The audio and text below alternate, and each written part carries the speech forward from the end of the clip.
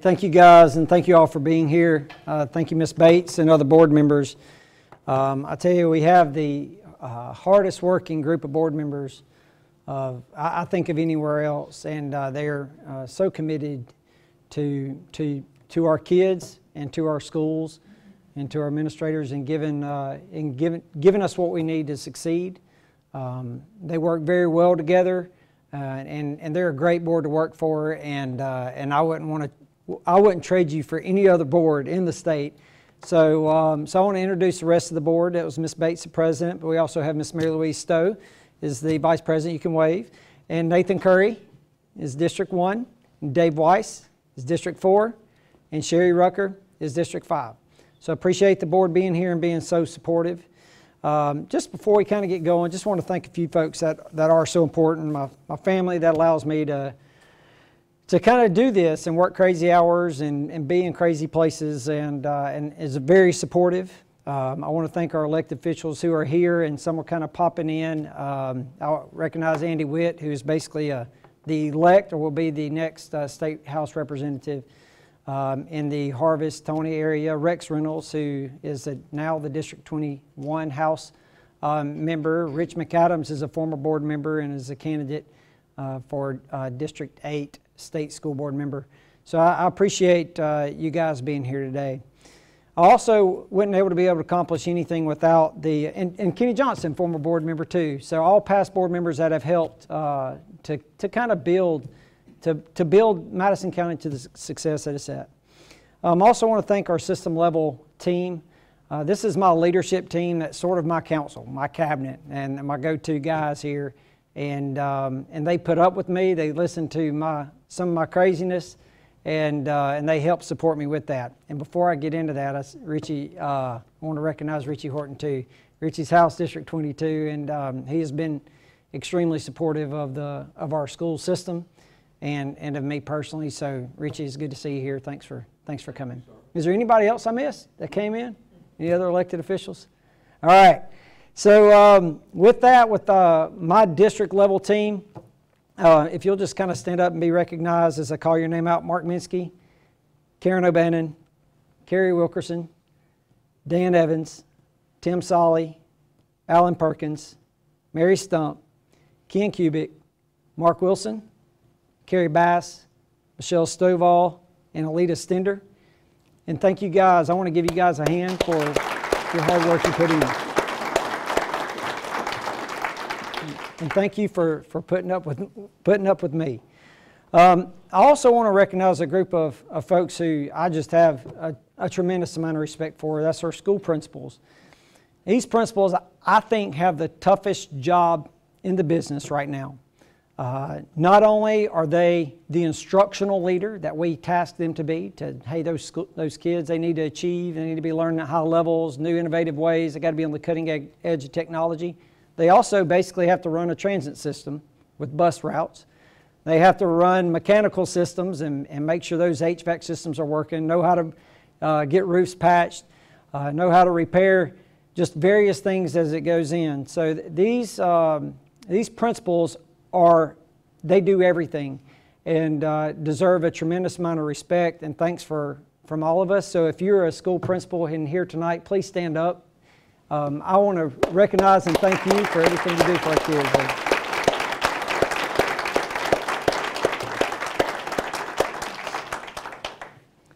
So this year we kind of had a theme for this school year, and it was Be Bold MCSS. This really came about when we had our institute at the beginning of the year, and we got all of our certified employees together, about 1,200 strong, in the VBC concert hall. And we kind of have a theme that goes in every year, and this year was Be Bold MCSS. And you saw kind of a PowerPoint or a little presentation going through a slideshow as we came in. These are just some clips taken in the last week on there. If you want to see what's going on in our schools, you can just Google search #BeBoldMCSS, and you can see some incredible things that are going on in our school system. Now, the context for this really came through a speech that JFK gave when he was when he was announcing that this country, we were going to go to the moon, and we were going to be the first, and we're going to land a man safely and bring him home. And he's given a speech in Texas that talks about why is this important to do this.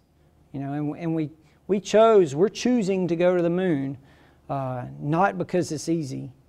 All right, this is an important project. It's big. It's going to happen, and if it's going to happen, we're going to be on the forefront. And we're going to pick it not because it's easy, but because it's hard. And when we relate that to our educators, and I thought it identified very well with where we are in education. So I want to play just a little bit of a clip for that for you guys. But why, some say, the moon? Why choose this as our goal? And they may well ask, why climb the highest mountain? Why, 35 years ago, fly the Atlantic? Why does Rice play Texas? We choose to go to the moon. We choose to go to the moon.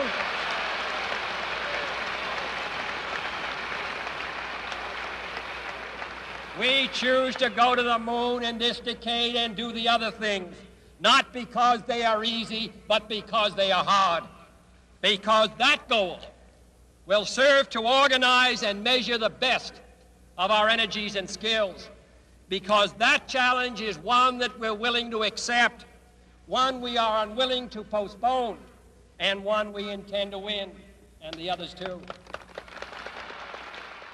So as the speech went on, and he started describing some of the specifics on everything that goes into that rocket built out of material that wasn't even invented at the time to get our folks to the moon and back safely, at the end of the speech he concluded, we must be bold. And so that's kind of where the personality we kind of took on this year in going above, and let's go and do these things that are hard because it's worthy. And that's what our administrators have done, that's what our teachers have done.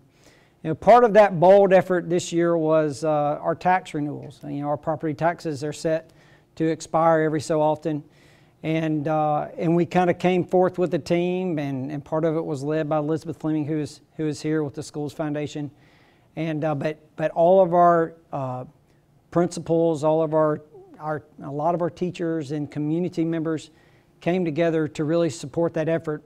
And in an area in our district that is rural, that there's a lot of folks that live in the county to pay lower taxes, it was a concern, and we had to pass it on our own with our people. And incredibly proud to say that it did pass, and that referendum passed with 70% in our school district. And that is something that I believe is a reflection of you and our community and the faith and confidence that they have in our schools. So some of the accomplishments that we just kind of have, I want to touch base and just take a moment to celebrate these accomplishments. One of the focuses that we had coming in was to grow our pre-K program. So 3 years ago, we started applying for these Office of School Readiness grants. And we now have more of those grants than any other school system in the state. And that's this year. We have more kids, about 600 in pre-K than we've ever had. But we still have some schools that don't have, that didn't get the grants. I'm happy to say next year all of our schools are going to offer pre-K and give an opportunity for these kids to come in and for that early childhood education and to be ready for kindergarten. The Blue Ribbon School process is a school evaluation process that's done at a national level. Schools will volunteer to go through this, and they come in and they dig in every corner of your school, not just physically through site visits, but also through surveys of students, faculty, stakeholders, and parents.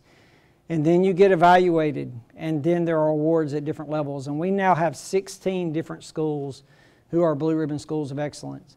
And that process of going through that improvement process is really setting the bar high, and it's given a path that even if you're awarded that, you're given improvement priorities. And so that is exciting to be able to work on those to get better. And we also have our first ever Green Ribbon School. A Green Ribbon School is given to one that demonstrates that the school operates in a green, ecological manner that runs efficiently. And that is with Legacy Elementary was awarded that. It's a national award. There's only 14 Alabama schools that receive the national recognition. So congrats, Principal Trawick and to your staff for being our first Green Ribbon School also. So.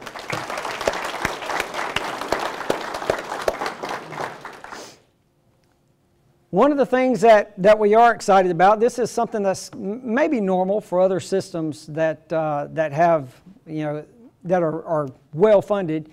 We are not, and we're going to talk about funding a little bit later, but we haven't been able to purchase computers for our teachers in over a decade. We got a waiver from the state to kind of use some fundings in different ways, and so we're now going to be able to offer computers for our teachers to help deliver instruction. And so we're going to be installing those over the next month and a half, and we're excited that now every teacher is going to have a new computer in their classroom that they're going to be able to deliver content to those teachers. As far as what students go and where our students opportunities for them, we're going to be rolling out a very robust internship program next school year. We're working very closely with the Chamber, and Chamber Representative Jill Burton we've worked closely with her to be able to establish a program for our seniors are going to have opportunities to get real work experience that they can still earn credit for. And that can happen in the workplace. It might be with a nonprofit or a volunteering kind of a showcase there, but this is going to give our students a learning opportunity outside that classroom. So we're excited about partnering with our corporate sponsors on that. Also a big push has been cyber. Cyber Huntsville is an organization that's kind of built up, and I've worked with them pretty closely. We now have cyber groups and cyber competitions teams in our schools, in our middle schools and high schools. With our kids have done very well with that, but it's a program we're gonna see grow. And I'm excited to say I'm going to be recommending for the board to approve upcoming next year is we're going to look for some STEM supplements, STEM is science, technology, engineering, and mathematics, to be able to give teachers that work with these teams an extra kind of supplement there to kind of incentivize them and to increase these the different STEM opportunities in our school. Just some other the STEM choices that they have now that we just didn't have a year or two ago is green power cars. We now have 9 green power cars in our schools, and these teams compete regionally in North Alabama, but also nationally. We had this Boeing sponsored a grant that we received that the Schools Foundation kind of helped work for, and so we have 9 of our schools that now they are building these cars as part of a curriculum and then racing them against other schools. So that is exciting. We have engineering opportunities that are pretty unique. We partnered with Intuitive Research. This is a company in town that does an engineering firm, and they are skills that they want to see of the people that they're hiring out of college. They're kind of seeing some skills lacking, so they want to teach those skills to high school students and then kind of recruit them after they get a 4-year degree. So we're piloting a program now in Madison County High School, and their engineers are helping teach that class. That's something that we're also hoping to spread across to other schools. Robotics is becoming a huge thing in all levels, not just in high schools, but in middle schools and elementary schools. Brown Precision Machining is partnering with Sparkman with their robotics team and competition. Again, using those corporate sponsors to kind of come in, those corporate partners to come in and help deliver the cutting edge instruction to our students. Project Lead the Way is another kind of STEM field curriculum and program. We've had it with biomedical in our high schools, but now we got a grant, applied and I got a grant from the U.S. Department of Defense for $750,000 to put it in grades 3 through 5.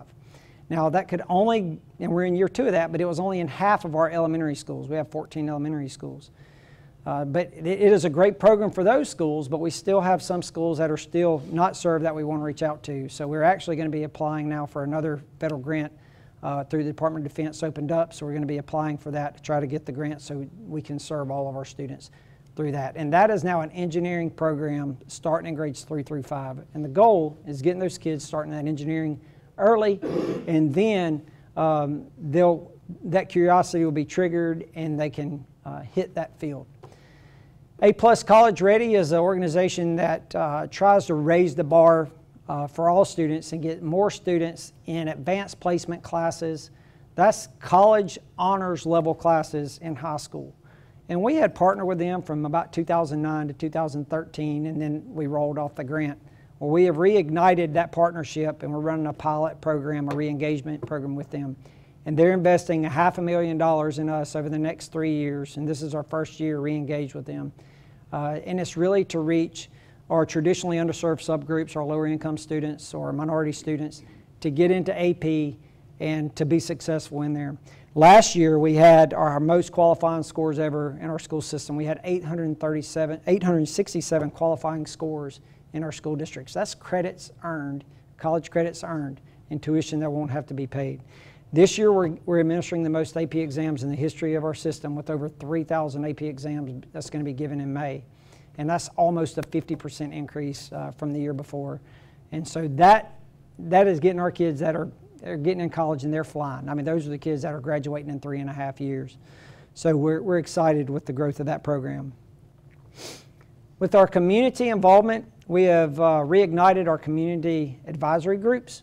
We have, and I see some of them here tonight, each school has certain community advisory members, and these are folks that are counsel for principals. They can provide feedback and be a resource to kind of bounce ideas off of. They can also be used by the board members or myself to kind of really keep the community involved in the decisions that's being made at the school level. I also want to celebrate our teachers. You know, our teachers are just an award-winning group. Every week there's another award or recognition that they received.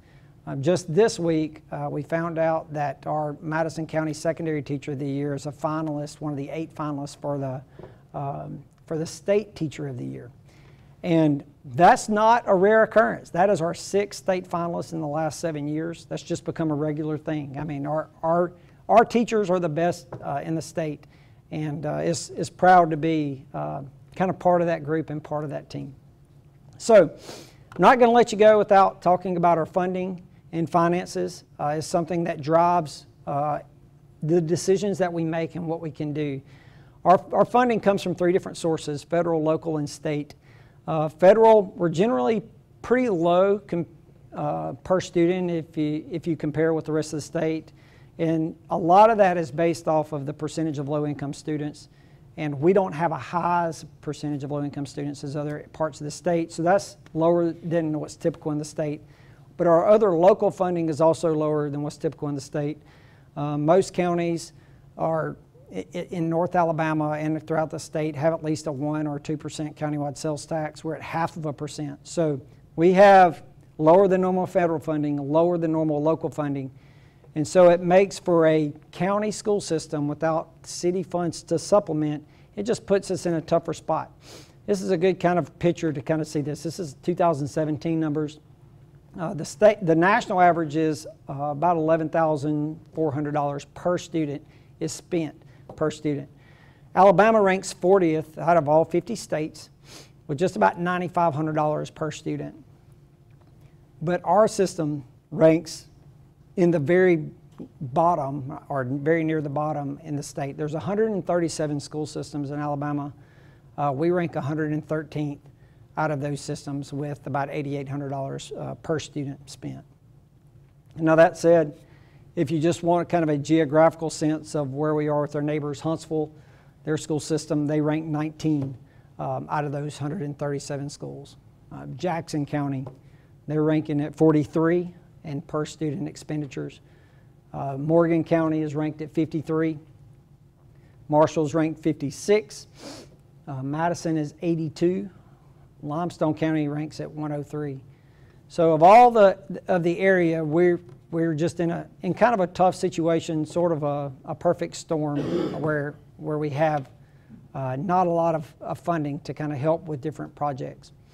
If you want a kind of a side-by-side comparison of what this means in dollars and cents, Huntsville City and us are pretty large systems. They have about 22,000 students. We have about 19,000. The total dollars in just local funding, the disparity is about $60 million a year. That's every year of what you can put in, whether that's hiring more teachers or more resources or more technology or newer buildings. So it's just it's a way that an environment that we're in. And so that kind of sets the tone, but our students are still achieving at very high levels. On the left, this is a table of the top 10 county systems in the state. There are 67 counties in Alabama. This is the grade on the report card. While there are some flaws with the report card, it was still based on what graduation rates, student performance on standardized tests, and student attendance. We were the second highest county system in the state. Our grade graded out as an 85. On the right side, you can see the funding of the school systems there, and we are at, there's our 113 number, and you can see some of the other county systems that are near the bottom. But we don't really consider our peer group necessarily county schools. Our peer group are the large school systems in the state of Alabama.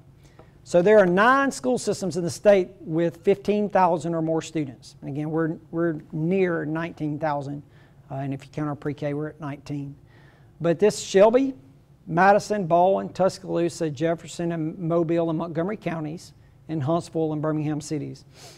And on the left, you can see that we're still, we're chasing Shelby a little bit, and we want to get to number 1. We don't like being number 2, but we are number 2 behind Shelby. But if you look at the funding, that's where you see a huge disparity. Of all 9 systems, we're the only system below $9,000 per student. So as far as that goes, if you're a taxpayer, we're the best return on investment of any government entity there is. We would like to do more with more. We think we could, but with what we've got, this is a credit to our administrators and our teachers and our administrative teams that we have, and everybody that works together to give our students the top-notch education. So this is our pillars of excellence. This is kind of our framework of sort of how we operate. The students are at the top, and it's centered around our folks. We want to have commitment, character, and communication. They're supported by the 4 pillars that we try to operate by. That's transparency. Part of that is talking to you tonight, telling you kind of where we are and where we want to go. Equity, we believe all students need what we're concerned that all students have the resources they need to be successful. The readiness piece, doesn't matter the funding, the expectation is our kids are going to be ready. There's an accountability there. We have high expectations. Our kids have to perform, and we all accept that. We're all on board with that. And there's also an advocacy role. And part of that, I feel like my role is being the chief advocate for this school system, to be able to publicly state the areas that we're doing well and also our needs. But we also want our administrators to be advocates, our teachers to be advocates for their students, and we want our students to be advocates for their own learning. And so kind of creating that, a little bit of that self-reliance of it is their life, and they need to take a part in that. This is all supported by our mission, which is the foundation. So the mission is what all of this is built upon. And the mission of Madison County School System is to create and support high-quality public schools that maximize student achievement. Okay, so that achievement, it has to be there. Expand student opportunities. Part of that is your STEM opportunities you're seeing, trying to find ways to offer more electives to give those kids those authentic work experiences. But we also want to prepare our graduates for success in a globally competitive world. We've got to get our kids ready, and we're fighting hard to do that. Now, part of that, of having kids ready, and it's probably not the fun part of it all for board members or superintendent or for principals, is having the appropriate infrastructure in place. You've got to have buildings that have air conditioning and lighting and roofs that don't leak. And right now we've kind of kicked that can down the road a little bit. We've got some deferred maintenance and some older buildings that we need to take care of. The board is addressing that now. Right now we have, they've allocated nearly $1 million in safety improvements. Safety is part of that. We're hardening our entrances. We're improving our communications within the building. We're not able to get more SROs with that, but we have increased the funding with our SROs. We now have 10 school resource officers. That's more than we've ever had before. The goal is to get one in each of our schools. All right, we have 28 campuses. That costs about $900,000 a year on top of what we're paying now. But that's the goal of where we want to eventually get to. But we also expect students to be advocates, for their own safety or for their own learning. We have a Safe to Tell program where students can send text messages of things that are concerning or that may be alarming. That messages go straight to our school resource officers, and they take action immediately on that. So with that safety piece, we also have capital funds to expend, and the board approved a capital plan in November that is the most comprehensive improvement system-wide that we've ever had as a school system. This Thursday, our board meeting this Thursday, I will be asking the board to fund those items, and so we can begin work on these items. Among those, just highlight a few of the items in this plan. There are over 30 projects we'll be able to complete, but we'll be able to invest more than $20 million at Sparkman High School, and part of this will go to renovate their cafeteria to allow a better flow and more seating, to build a new band room for the 300 plus band members that they have, and to convert their other band room into learning spaces, and for performing arts and theater auditorium to support the programs that they have. We're looking to spend $5 million or so at New Hope on additional classrooms, repairing the roof, and other upgrades and renovations. $1.5 million at Owens Crossroads Elementary on a new roof that, when it rains, has about 15 leaks in it. That is in process now. We want to spend a little more than $2 million at Newmarket, adding corridors and doing a renovation through their hallways and upgrades to their roofing system. Hazel Green Elementary, we want to spend about $500,000 there with their special needs and pre-K wing to repair their roof and improve the ventilation that's needed in that hallway. At Lamb Fanning, we want to invest about $4 million in expanding their cafeteria to hold the students and to build extra classrooms there as they're at capacity. At Monrovia Elementary, they have a wing that students can't go down because it's damaged. The hallway is damaged there, so we want to spend about $350,000 in fixing that school. We want to invest about $2 million at Sparkman Middle School for upgrades and renovations to that school. We want to spend about $4 million at Central School to build a new cafeteria, to take the old cafeteria and convert it into classrooms, and then we can get the portables off that campus where students have been housed for over 20 years. And there's also over $1 million in other county-wide improvements that we'll be able to make with this. Now these are items that this will be a bold move. This will be a bold move by our board and for our school system, but it's also needed. And people didn't choose to be board members or administrators because things are easy, but it was because that they're hard. And I'll be asking for these items to be funded on Thursdays, and I would like for all of those items to be well underway by the end of the calendar year in 2018. This action is going to set the course for our students for over the next decade. Our kindergartners are going to be part of the class of 2030. We've got to have our infrastructure set up to support these students to be successful so they can keep achieving at high levels. The state of Madison County schools is strong, and right now we are stable, but we must not settle for complacency. Although we've met many of our goals in the 3 years that I've been in superintendent, we must continue to be bold. We must continue to challenge ourselves to give our students an elite, world-class education. Thank you for your time, and thank you for coming out this evening. And I'll be sticking around if you want to ask any questions or have a conversation. Thank you very much. You are dismissed.